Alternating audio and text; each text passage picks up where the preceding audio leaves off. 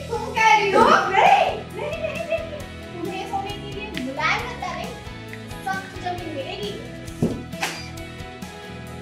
Serial ध्रुवतारा समय सदी से परे में आया है इंटरेस्टिंग मोड़, जहां सोना और चांदी बिजली को लेकर आई हैं एक ऐसी जगह जिसे देख बिजली को आया गुस्सा।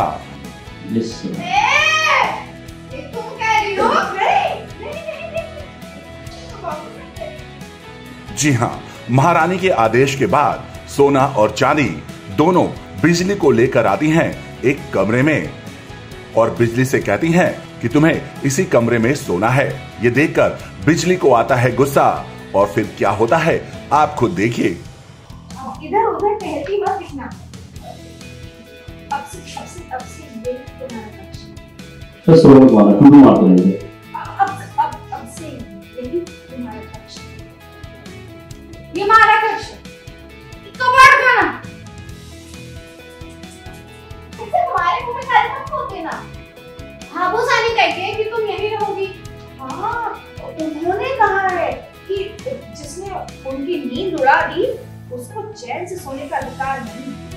रानी साहब का भाग्य था, वो आराम से यहाँ पे सोती थी और तुम ठहरी घुंघरू पहनकर नाचने वाली। मुझे तो आराम गद्दा नहीं, सख्त जमीन मिलनी चाहिए।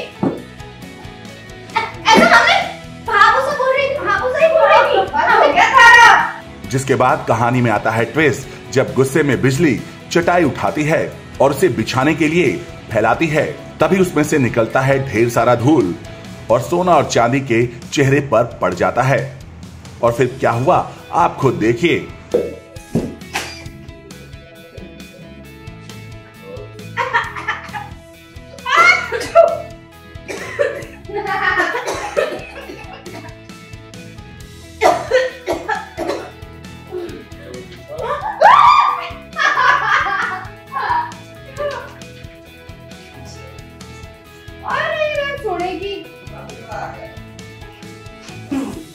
सोने के लिए अच्छी नींद की आवश्यकता होती है।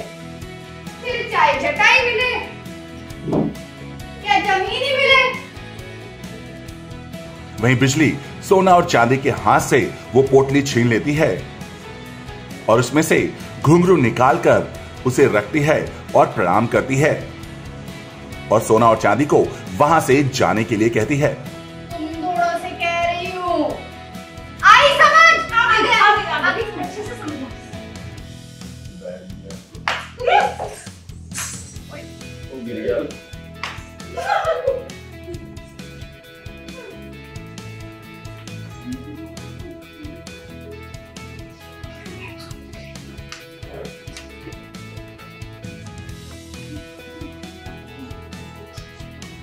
अब क्या हमारे खराटे सुन के जाओगी? वेल, अब सीरियल में इस ट्विस्ट के बाद कहानी में आगे आएगा कौन सा नया मोड़, ये देखना दिलचस्प होगा।